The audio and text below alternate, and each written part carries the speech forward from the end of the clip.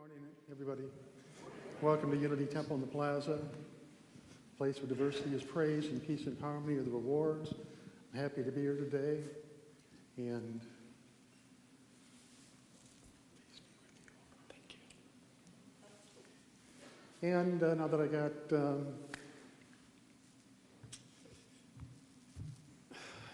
just something to tell you, and I'm going to apologize before I even do what I'm going to do. But sometimes you just have to do things that you don't want to do, especially when it involves family. And this has to do with my cousin Ozzy. For those of you who don't know him, he lives in a small town in South Dakota. And the Elks Club there is having a talent contest, and $100 is going to the first prize. Ozzy has entered it, and he is going to try to do stand-up comedy.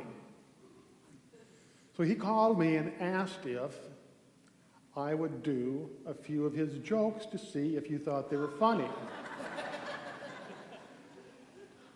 Now, since he lives in a rural community and most of the Elks are farmers, he thought that he would do jokes about cows. Why don't cows have any money? Because the farmer milks them dry. So. What do you call a cow with a sense of humor? A laughing stock. A little bit better. Thanks, Vicki. You're the only one laughing. What do you call a cow with two legs? Lean beef. Whoa, they're not my jokes. And the last one, what do you call a cow with no legs? Ground beef.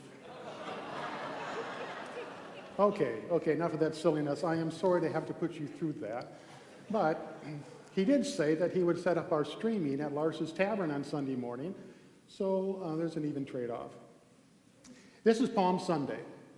It is the first day of Holy Week on the Christian calendar, and it is symbolic of the day that Jesus rode into Jerusalem on the back of a small donkey, and thousands of people were lining the streets and they're waving palms as a symbol of victory. Jesus' message had spread far and near. The people held him as the Messiah. He is the one that gave them hope. He inspired with them a desire to be free of the oppression that the religious laws imposed on them, and to be free of the Roman dictates that the governor of Rome was putting on the people, because both of those things made their life very difficult, they made them very demoralizing, and they made them very sad and depressing. They had no worth whatsoever. The religious leaders said, "You are not good people." So when Jesus rose in, they were excited, they were happy, they thought, at last the Messiah has come. Well, while the people were cheering in the streets, in the alleys, the religious leaders were hovering and conspiring on what to do with this guy who was a threat to the church and their religion.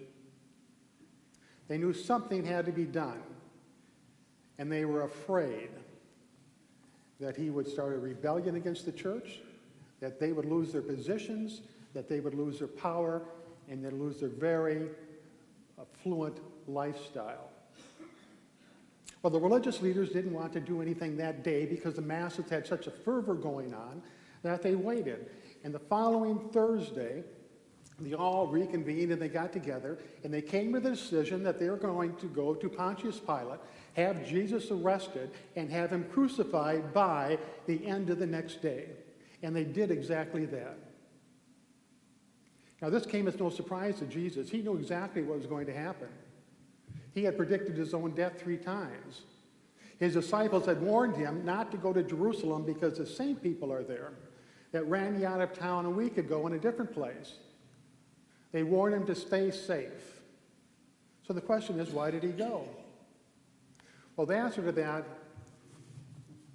is in the book of John chapter 10. And Jesus says to the disciples, "A good shepherd puts the sheep before himself. He will even sacrifice himself if necessary, laying down his own life to save the flock. A shepherd not vested in the best interest of the flock will run away at the sign of danger.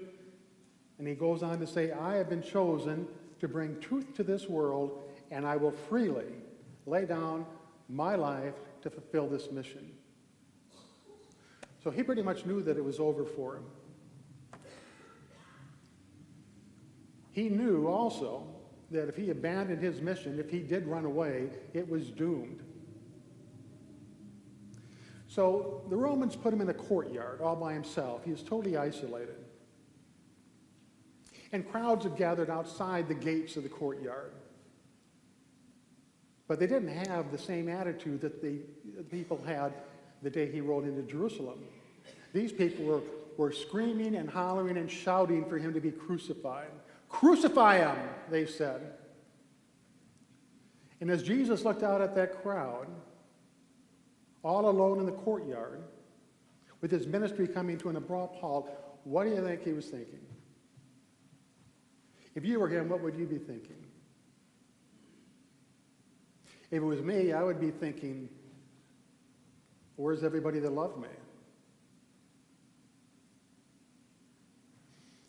Where was the people that I healed when they were sick? Where are the people that I fed when they were hungry? Where are the people that I even raised from the dead? Where is everybody at this moment? Where are the disciples? Where's my best friend, Mary Magdalene? Where's my mother, my brothers? Did nobody get the message? So there he sat all alone. Now, it's very hard for us to put us in his place because none of us ever faced a situation like that. But it had to be terribly difficult. Then, if I were him, I'd begin to think that it was my fault. I would think, man, I blew this one. Something went wrong. It has to be me. The mission is solid. It is truth. It can transform the world. It can change people's lives. It can create more love, peace, and harmony that's ever been on the earth. The mission is solid. It has to be me. And as he sat there and commiserated over his plight, he received a revelation from God. And that revelation is just as important in our lives today as it was back then. The revelation said, it's not your fault. It was not your job. It was not your mission to transform the entire world into love, peace, and harmony. It was not your job. It was not your mission to change people's attitudes. It was not your job. It was not your mission to create a euphoric place of love, peace, and harmony. Your mission was very simple. It was to give birth to the message, to put the message out into the world, to plant the seeds, so to speak. That's all. And those seeds will grow, and they'll turn into great plants, and they will bear fruit in time. In time, people will get the message. In time, you will transform lives. But your job was simply to plant the seeds. And at that point, Jesus realized that his success was not dependent upon approval of the people around him. It was not dependent upon how the Romans accepted him, not dependent upon how the religious leaders accepted him. His success was that he fulfilled his mission. His success was that he stuck to his path and he did what he had to do even when he knew that it was going to be the end of his life in doing so. And that is a lesson for each and every one of us. That is a revelation that I would like to see the light go on for each and every one of us. Because how many times have we tried to please people in order for them to like us? How many times have we had to convince people that we were right in what we were doing, and that we were right in what we believed in, that we were right in the way we were living our lives, so that they would like us, only to fail time and time again. Because as Jesus said, you can try to please all the people in the world, but if you lose your soul in the process, you have gained nothing. When we come into this world, each and every one of us has our own very unique and individual path. And if we stay on that path and we proceed through life on that path, being who we are with full integrity, embracing our individuality without adulteration, we will move forward and we will find success and we will find growth and we will prosper in ways we cannot even imagine. But try to be anybody else, try to put up the facade or the pretense and do what you think people want you to do, we're always going to fail. The message today is you find that place within you. You find your path if you have strayed away from it. And if that path is of the heart, that path then is of God, it is of your soul, and it will direct you and it will guide you with everything that you have to do. Now here at Unity Temple, we don't get involved in political things. We never have. And simply because the pulpit isn't a place to try to convince you to vote one way or another. So anything that's on the ballot or heading for the ballot, we step back and we trust that you'll make the decision you need to make. But that does not stop us from getting involved in things that deprive people of their equal rights, or that get involved in things that oppress people or suppress people. For that, we encourage you to join together in your groups and do what you can do. And the church certainly steps forward and does what it can do when people are not being treated like equals to all other people.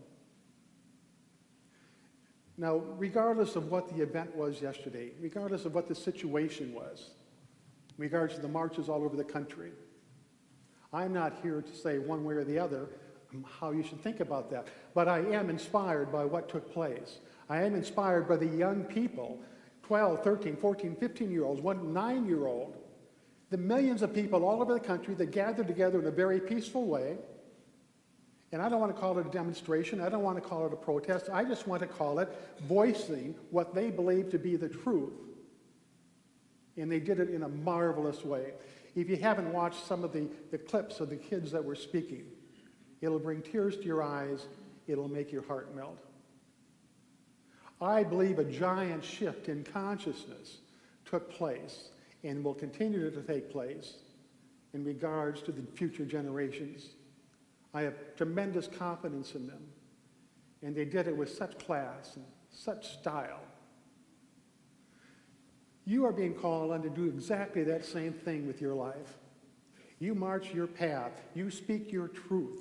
You do what you have to do. And as Jesus said, if somebody disagrees with you, if somebody rejects you, if somebody condemns you, you just kick the dust from your feet and you move on, because you do not need those people in your life. Our individuality is the greatest gift that we've been given. Everybody in here is different. You're your own very unique person on your very own unique path, and it's only on that path that you can provide the greatest amount of good to this world and yourself. So I ask that you ponder that as we move into meditation. Think about your life, think about yourself, and I also want you to think about the joy that comes from being free of intimidation or reservation that comes from not being yourself. We'll now move into meditation.